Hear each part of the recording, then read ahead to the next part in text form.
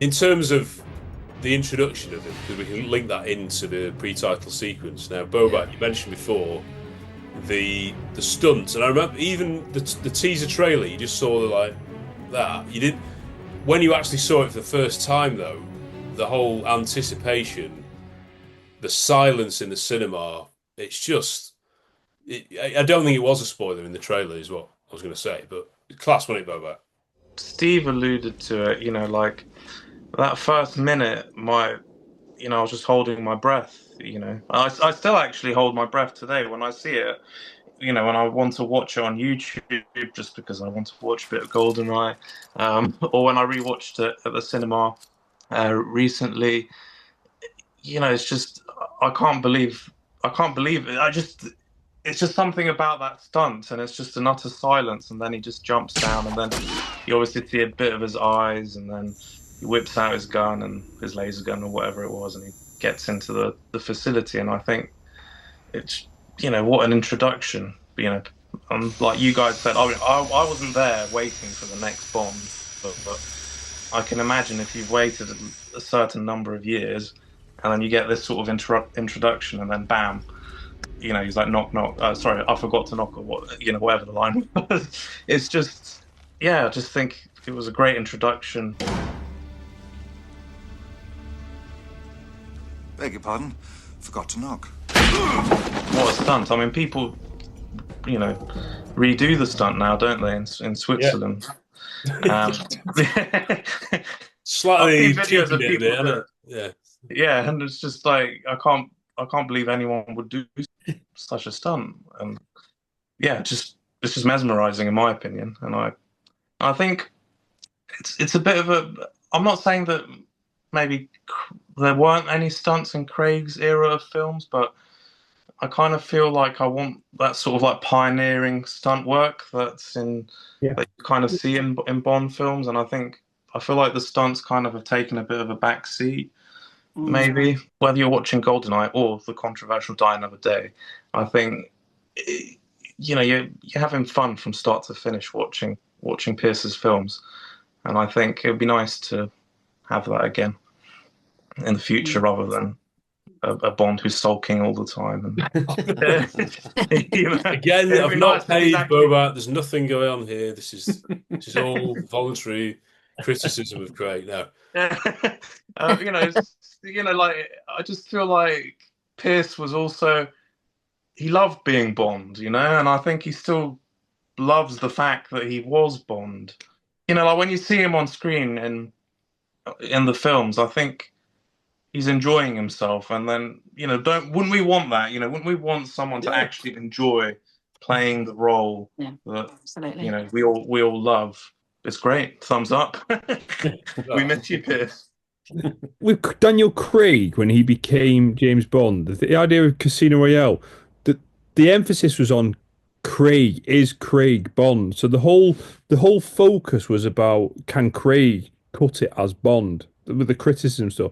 With GoldenEye, the focus was never can Brosnan cut it as Bond. It was actually is James Bond relevant? Can James Bond cut it? Mm. And that's a massive difference. And I think that you see that throughout this film, that in every single aspect, everyone's working on their A game. Everything in this film is a statement to highlight that James Bond is relevant. Yeah. Brosnan, stunts, locations, Bond himself, the story. And I think that is why this film's so great. When I look at Brosnan's debut in this film, I think it's seamless in terms of the nearest Bond I feel it is to a debut is Roger Moore's. And in the sense that he just fits in. He just fits in. It's not like you're having to focus on this new Bond as such. He just fits into the rest of the film. And it is because the whole ideology around this film is we need to show that James Bond is relevant. The franchise is relevant. It's like an ensemble piece towards that. And I just think that different focus is why 30 years on, we're not hearing criticism. We're not hearing alternative views because ultimately it unites Bond fans. it unites Bond fans that they're all like, wow, this is a celebration of James Bond, and wouldn't this be a great template for when the next one comes along? Absolutely. Because, of course, by the time it came to Die Another Day, there was almost Pierce got the sort of criticism for the failings of the film, didn't he? And it was never really, it wasn't his fault. He was great in the film. No, he was great, yeah. And of course, by the time Casino Royale changed everything, you had that maybe few years of, Brosnan and those films were a bit old hat, they were a bit silly, because people had a very short memory. But now, I think people are not only remembering how good it was to have GoldenEye, then they're like, Tomorrow Never Dies, that was such good fun, wasn't it? The World Is Not Enough, growing and growing its reputation. And even Die Another Day, people are saying, hang on, there's a decent film in there somewhere. I love Die Another Day. Yeah, absolutely, yeah. Love it. I mean, even this pre-title sequence, we've got that incredible jump, but I don't know what that is. We've also got the other stunt in it, which is better than. Has there been any greater stunts since that? The jump from the motorbike just off the cliff to then get into the plane. I know the getting into the plane bit's CGI, but that shot of the bike falling and the plane overhead. It's before Mission Impossible, of course, too, isn't it? Mm-hmm. It's an amazing stunt. And whenever you watch behind the scenes and you see the amount of planning they get, the time and the plane coming and the motorbike going off and the jump, it's amazing. And like that is overlooked. That is definitely overlooked as a stunt. But you take it in the pre-title sequence when we were talking about, picking up on John's point, like within the first 10-15 minutes, we have Bond, amazing stunt, sneaking into the facility, working with another 00, which a lot of people wanted to see for a long time. We get Bond on a mission. The mission goes wrong. We get Bond escape. We have another massive stunt, and Bond escapes, and the facility blows up. You're into the other brilliant song like that. Like that in a nutshell is James Bond. It's there. It's like within the first half an hour, we've got an Aston Martin. We've got Bond sneaking on a ship. We have casino scene. It's all just lining it up. We're all falling into it. So. Yeah, it's just amazing. And again, John's point, it was Bond still relevant. They were showing how relevant Bond is for the general public. And here we are. It's a statement piece. So yeah. And picking up on Robert's part there, Brosnan's having fun. Like an actor who's having fun is enjoying the role. He's going to put in more of a performance. So the man just loved playing that role. And you can just see it in his actions, the enjoyment he's getting out of it. And then other cast members will come off that and build on that. So yeah, the man was having such fun, and it just comes true in his performance in the film itself. People have called it a Bond greatest hits. I mean, I didn't really think about that at the time. I was just enjoying it, but it makes the audience remember what they loved about Bond. 100%. All those things you've listed. Yeah, people wouldn't they, Vicky, be like non-negotiables for the next one. I want to see that. But they didn't realise that they wanted all that until GoldenEye reminded them.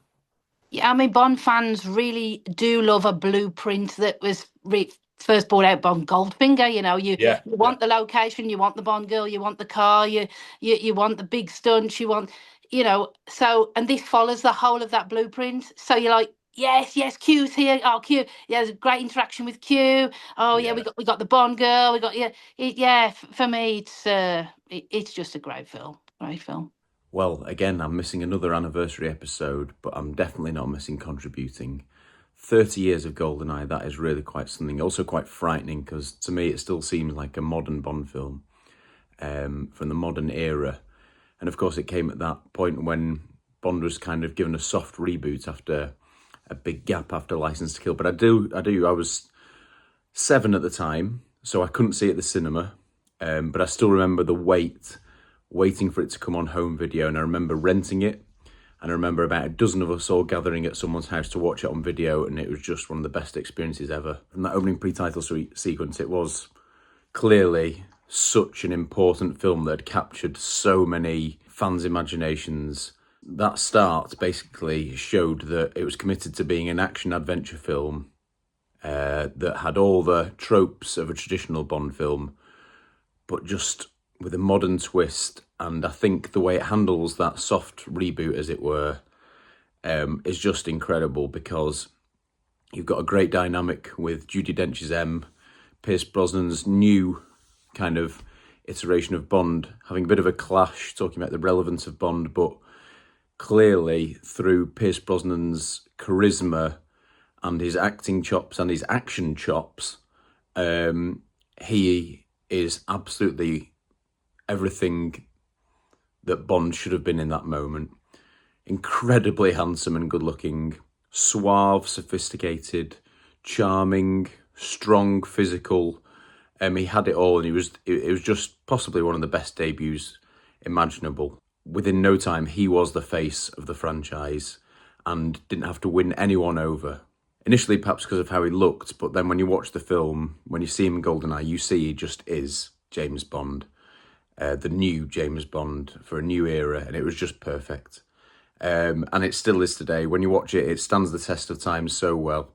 I was lucky enough to see it at the cinema for the 60th anniversary of the Bond series, and that was just incredible, seeing it on the big screen for the first time.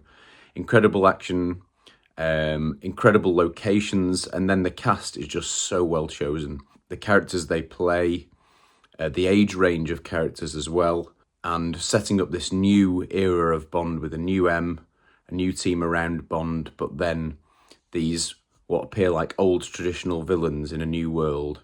It was just so perfectly struck. The balance was just nailed with GoldenEye. I know that some people might criticise the music, and it's something that I've kind of had a laugh about, and will probably still continue to have a laugh about the music from Eric Serra, because it's so unusual. It's different to anything we've been given before in the franchise. Totally different approach to percussion and all sorts. But at the end of the day, it is part and parcel of GoldenEye. It's part of the fabric.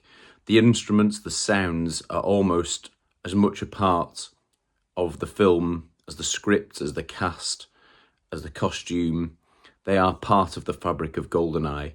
So as much as it might be fun to imagine a different soundtrack, I don't think I want another soundtrack. The music of GoldenEye takes me right back to a very, very special moment in time. A very, very special sound, a very special look, a very special feeling. And I think Eric Serra deserves some credit for doing that, for not just providing us with a by-the-numbers soundtrack that just relied on the Bond theme and the usual orchestral instruments, but actually tried something new, and gave the film its own identity. And that takes bravery and creativity. And I know it's not everyone's cup of tea. And in some ways, I do think, had it had a universally praised score, you might find that GoldenEye would be seen as possibly the best, most ultimate action-adventure film ever made, never mind in the franchise. Because really, it does have everything. I think the soundtrack is perhaps the only thing that brings it in for criticism and perhaps dates it a little bit. But I like where it puts me in time, where it puts things in history in this Bond franchise. And it's one of the most important things, I think, in the Bond franchise that I love, that when Bond films have their own identity, their own sounds, their own images, and GoldenEye has that, and it should be very, very proud of it 30 years on. It remains absolutely GoldenEye. Nothing has changed from the moment you first watched it. As soon as you start watching it, everything comes back to you, flooding back to you, all the feelings, all the emotions. And that's because it's so specially made. I think I will always, always love it, and I can't wait to show my children and talk to them about when I first saw it. Might have to fast forward the Xenia scenes, depending on the age of the children, because that's a whole other thing. But yeah, what a film, and it really deserves celebrating because it could have gone wrong. Bringing Bond back after that gap in time could have gone wrong. It could have been the end of the franchise. But my word, did it reinvigorate the franchise and brought him front and centre. And this isn't to mention all the marketing, the merchandise, and of course the computer game that came with it. This is just the film. The film is an incredible, incredible return for James Bond. And it always will be. 30 years on, 60 years on, hundreds of years on, GoldenEye will always be an incredibly important and incredibly entertaining adventure that brought James Bond back in style. Should we tackle the score, Eric Serra, and the song? We'll do the song first, because I mean that's the easiest. Yeah. I'm not convinced that everyone loves this. I think it's one of my must be my top 5 Bond songs. I think it's incredible. Definitely mine, yeah. she's a typical, you could say, diva voice, really powerful voice, but it's quite an unusual song. It's not like a Shirley Bassey. I know some bits of it you might say sound very Bond, but it's very, very different to License to Kill. It's Alex would say a little bit of an R&B sort of beat in the background, unusual instruments playing, and I can't. The way it fits in from that explosion as well, and then it ends with the driving. I think it's underrated. I think it's one that people don't. In fact, I think even though so many of us and so many Bond fans think that this film in general is one of the best, in some ways it's underrated because I think there are certain aspects that I just don't hear talk about. I don't hear people talk much about the song. I don't hear people talk about Trevelyan as the villain much. I don't know. I just feel like it's not, when we talk about, when we're talking on our podcast, GoldenEye isn't one that seems to come up much. I don't know what it is. I mean, I think it's quite a unique film in a lot of ways. It stands on its own from the rest of the Pierce Brosnans, and it stands on its own from the rest of the series that came before it. So anyway, about the song, I think that's part of it as well. I think it was a brilliant song. I remember, hearing that Tina Turner, who was someone I had heard of, absolutely, was going to do the song. And, to me as a 10-year-old, like, yeah, that makes sense. But what a performance. I mean, Tina Turner's so good in general. And, while she is really Bond, she's also, like, really famous and really, she's done loads of absolutely cracking songs. I know people aren't U2 fans a lot, but... Yeah, they don't want it. But Irish. I think it's brilliant. And the production of it, and yeah, like you say, the noise of the plane going off and then dun dun dun dun. I mean, so good. That is like shivers, even just like talking about it.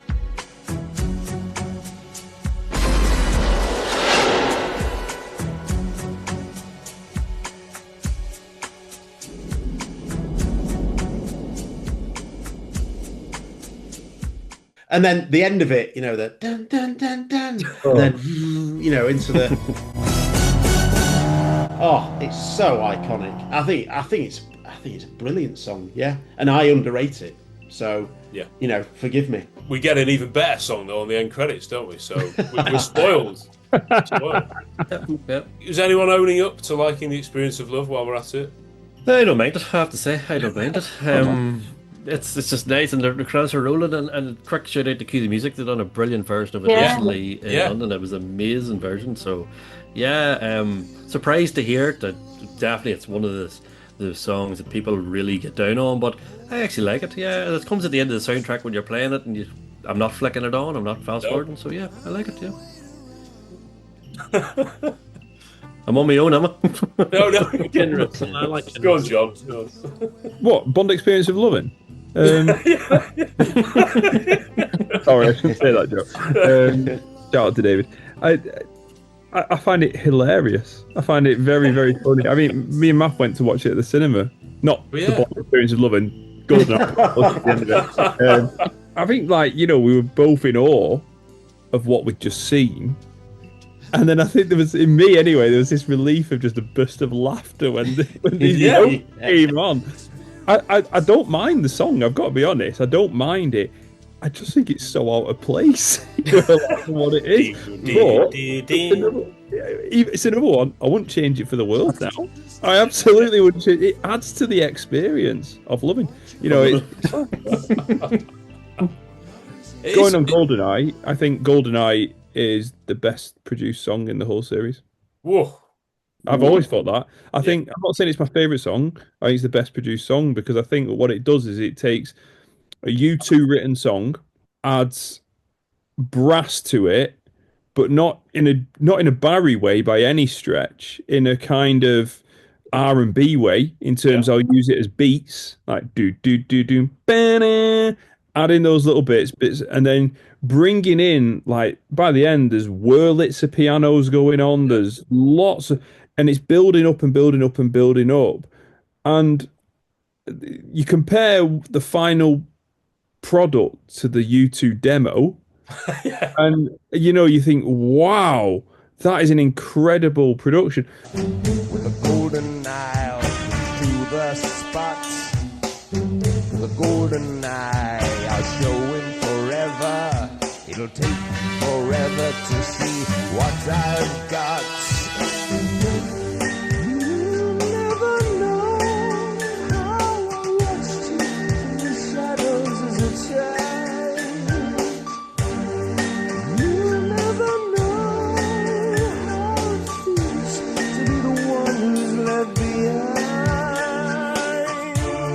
You'll never know the night, the days you keep, tears you cry.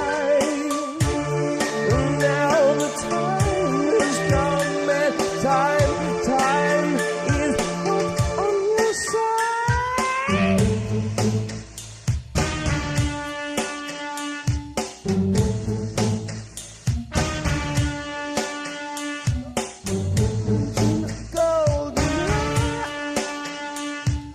Golden, golden eye, with a golden, golden eye, with a golden, golden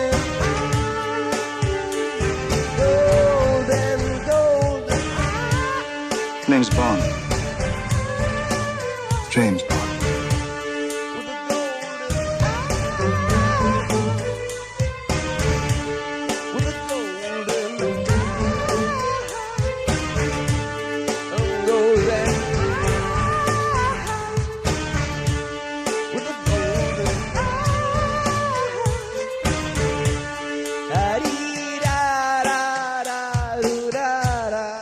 Listen, when we talk about Barry's arrangements are the greatest things ever, that's never in doubt. But I actually think, as in terms of production of what's been done with this song, I mean, it's Nelly Hooper who does it, and you know, he's done there's stuff like Nothing Compares to You, you know, massive tracks that have been done. I think it's class. I mean, it's absolutely class. It's one of my top 5, probably. Absolutely love it. I can remember watching Tina Turner as the music video going endlessly on a channel called The Box that used to be on, and I just had it on all the time just because I wanted to see the music video, which of course had a load of clips from the film. I think one of the mistakes I made actually was watching too many clips from the film before the film, because there was so much put out there in music videos and stuff, and I was just taking it all in. So I think I saw almost the whole film in tiny snippets, all in random orders. So seeing the final film was just putting them in order. But what a phenomenal song. I am a huge Tina Turner fan, so that makes it easier. But yeah, it's brilliant. It is funny with the with what you talk about Eric Serra's song at the end, because if you think License to Kill that came before it and Tomorrow Never Dies that came after, I think they're both bookended by great songs. They both have good songs at the start, great songs at the end, whereas GoldenEye has an absolute belter at the start, and then I mean, how he got away with putting it on, apart from Sean, I appreciate your generosity. You just get away with putting that on the end of the film, I really don't know, but it's but the actual GoldenEye, everything you guys have said is absolutely spot on, and particularly Matt, your airplane impression was worth it. Just very quickly echo what everyone else has said. It's a top 3 for me, to be honest with you. I just love that song, and every time you just hear it, as Martha saying, just hear the bump bump bump, you're there, you're in it, you know. So again, a quick wee collection, U2, Ireland Again, definitely different from the demo you did, to be honest with you. But like the arrangement and how it works so well with the title sequence, Danny Clefton's first go at it, it just fits in so well. It's an excellent song.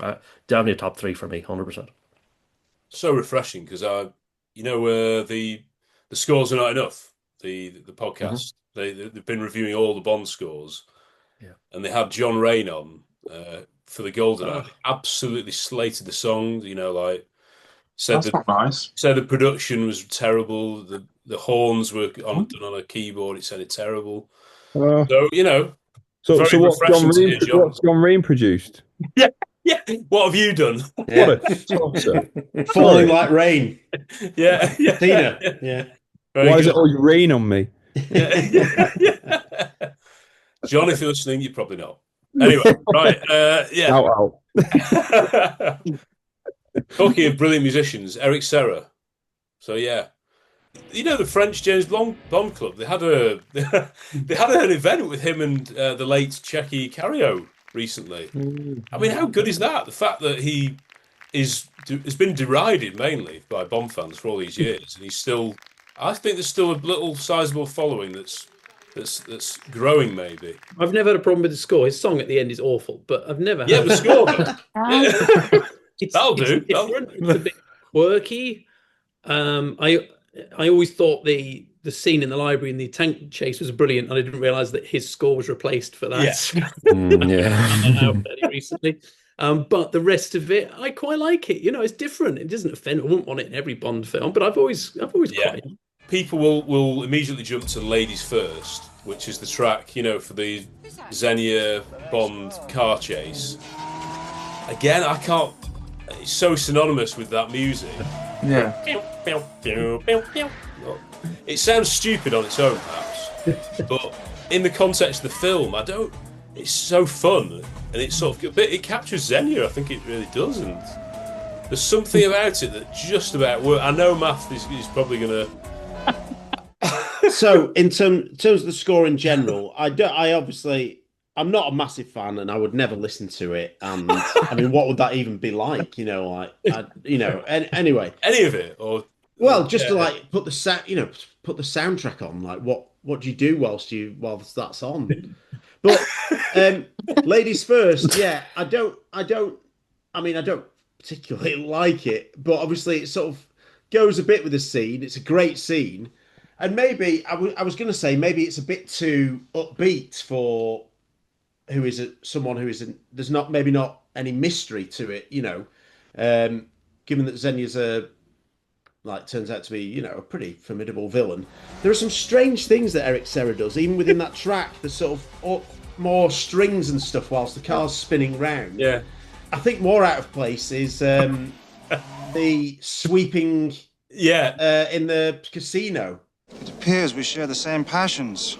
Where it's like, I'm not saying it's bad music, but I'm just saying it's so weird, you know, because like they're having a bit of this, you know, to and fro, and it's like,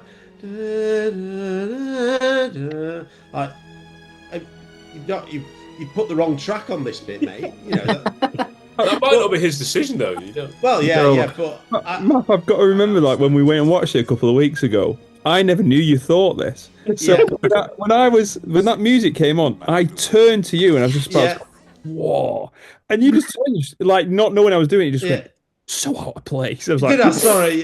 Right, I better shut up and not say why I'm sorry, John. I'm sorry. There are bits alike. I always liked that action theme that was later used on the trailer for Air Force One, Tom, if you remember that. The run, shoot, jump. Yeah. That's what the end sort of when Bond's chasing Trevelyan on the train. And it also actually features in the library. Yeah. I like that.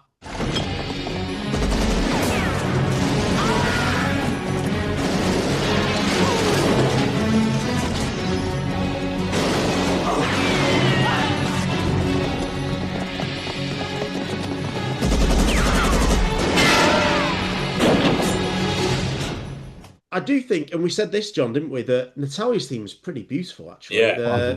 On the flute, I think it. Yeah. I really like it.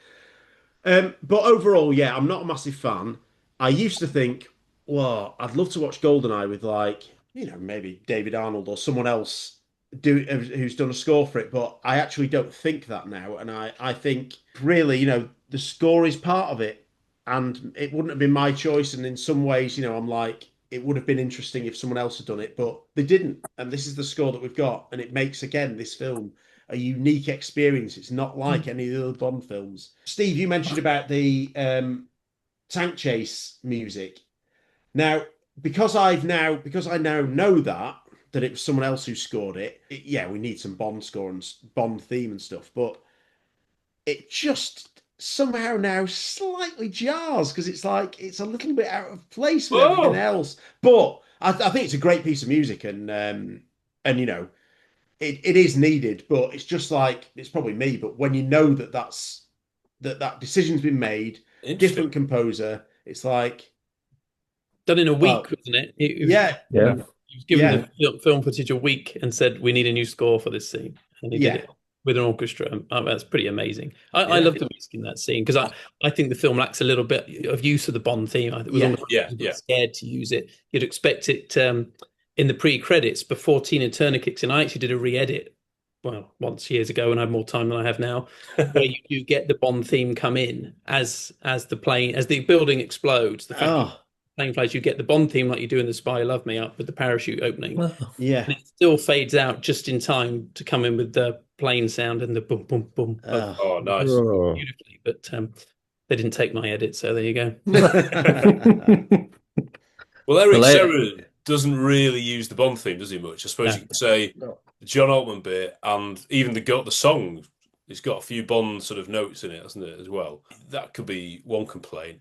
I mean, I would have been interested to hear Barry's version. I think that would be the only. I think that's the only person who could improve it. That I think, but I'm glad we got what we got. Yeah, I'm a massive soundtrack sort of person anyway, and I love the soundtracks of the Bond films. And yeah, what Matt was saying earlier, this is unique for GoldenEye. This is GoldenEye's sort of, well, I was going to say music, but people know it straight away. Like, I know, like, people just sort of morphed into other tunes of other soundtracks, and is that from this film, that film? People know GoldenEye straight away. And just a very quick point, Math, that music in the casino scene, that was actually Martin Campbell's direction. He was actually playing it as they don't know if this is going to be the Bond girl, the love interest or not, and that's the vibe he was going for.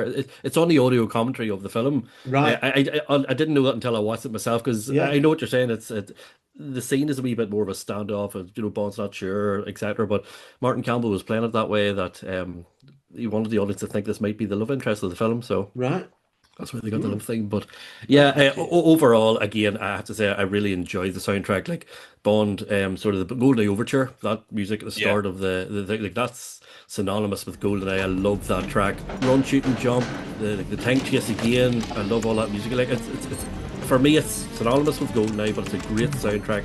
It gets you up, it's upbeat, it gets you moving, it gets you, sort of, the action is there, it brings you along. So, very big fan of this soundtrack. And please, La La Land, if you're listening, get the 30th anniversary release out very soon. I'm looking forward to it. Thank you.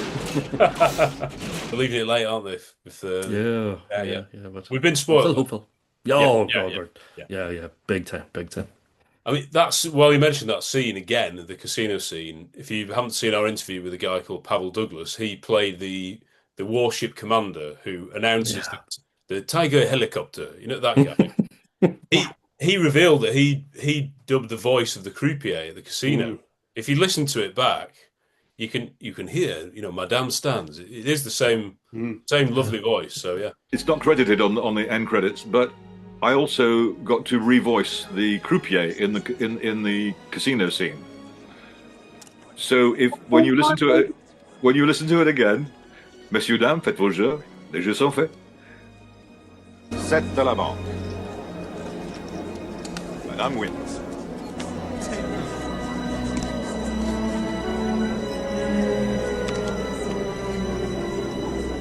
Mademoiselle? No. Monsieur. Let's, ladies and gentlemen. The players. Banco.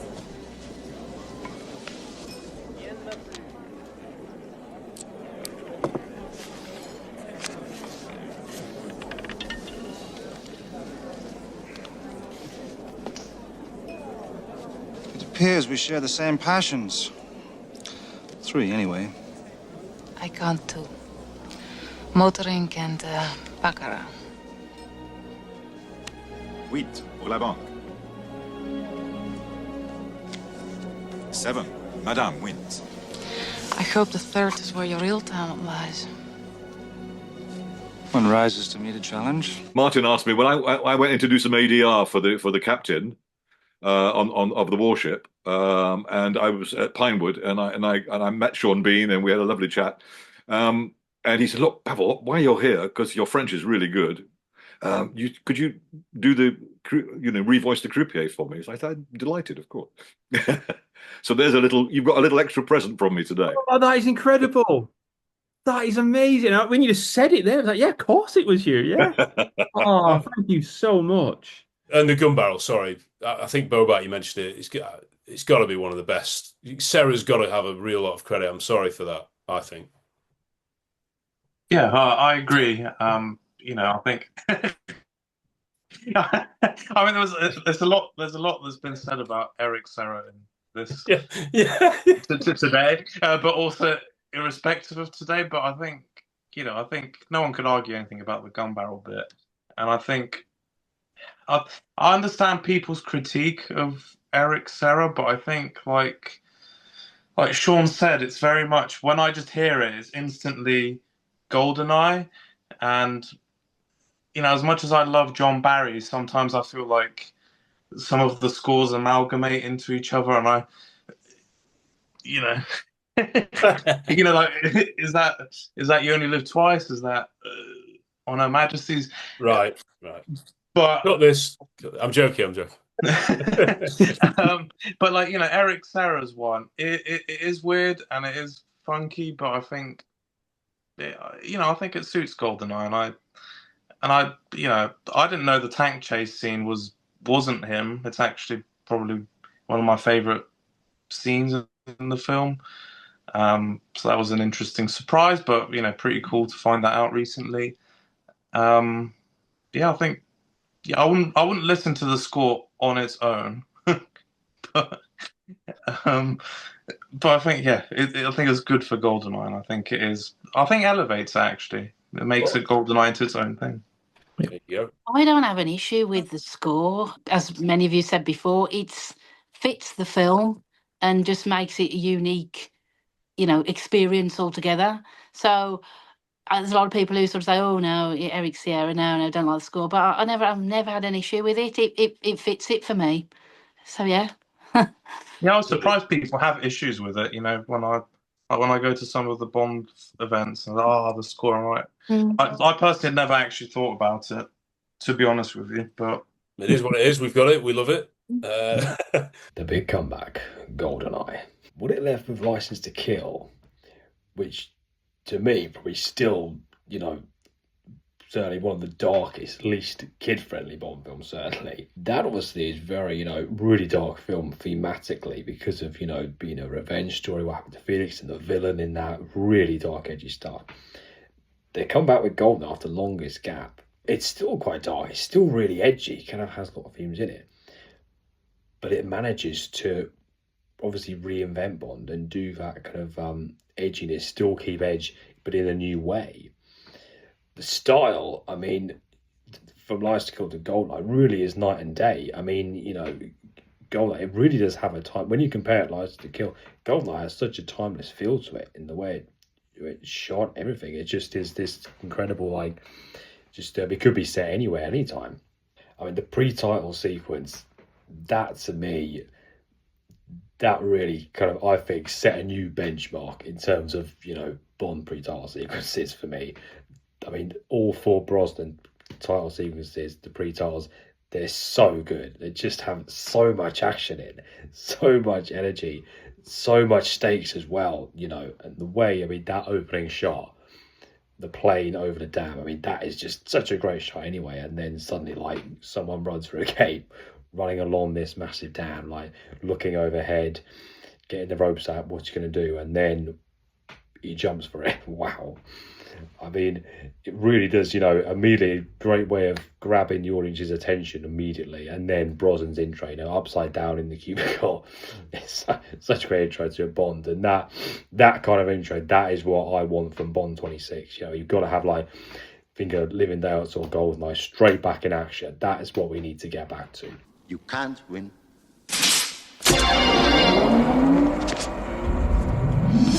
And the shot, the way he escaped in the title sequence, hiding behind the crate, and then the barrel's flying, and then he's, machine gunning, and the shot of him when he throws a gun down, sees the plane, runs towards the camera. That is one of the best, Bond shots in the series for me. It's just so good. The way it looks, it's just one of the coolest moments.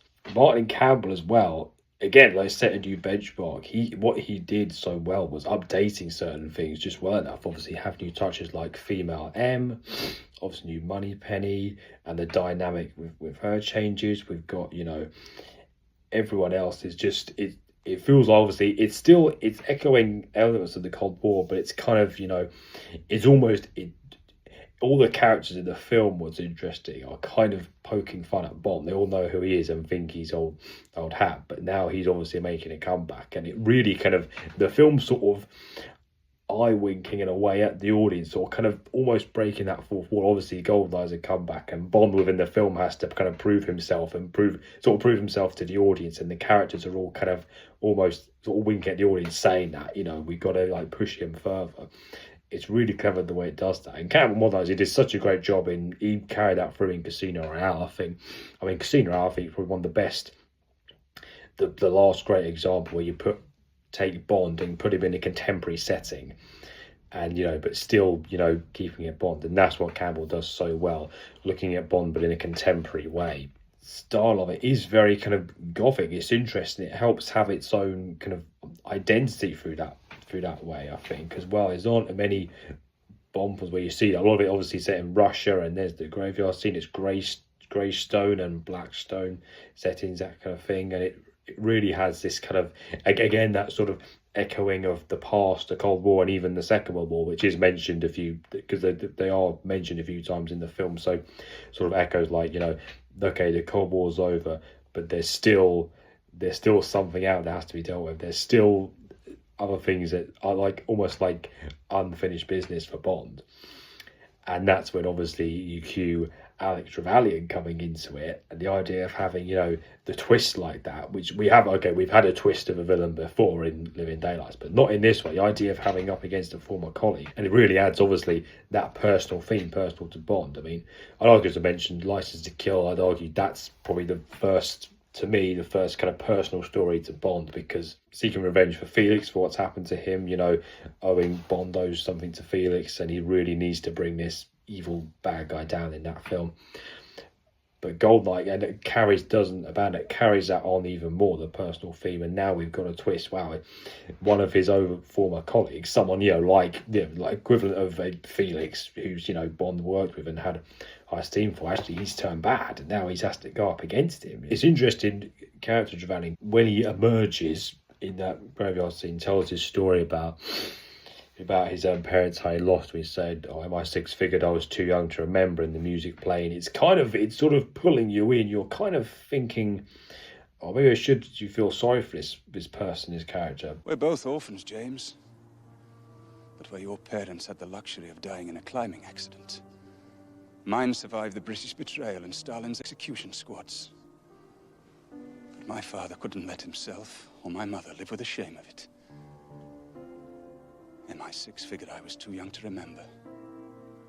And in one of life's little ironies, the son went to work for the government whose betrayal caused the father to kill himself and his wife. But when it comes out at the end, it turns out he's doing this all for money. You obviously lose sympathy with him, because it reinforces the idea Bond doesn't do what he does for personal gain. He does it out of duty for his country, for love of his country, you know. And also Natalia, she's one of the best. I think she's certainly at least top 10, maybe top 5 Bond girls in the series to me, because there's always that thing of, you know, Bond's equal, but she's not really his equal necessarily. She's more his sort of, well, a teamer who brings something new to it, something that he can't do. She's kind of it's almost like she's going up against obviously Boris Grishenko, her former colleague in that, who's this computer hacker, and she's trying to get one over on him, trace where he is, stop the GoldenEye satellite, that kind of thing. So that's where it comes. That's where they do that well, rather than doing that thing in other Bond films where they've tried to have a sort of a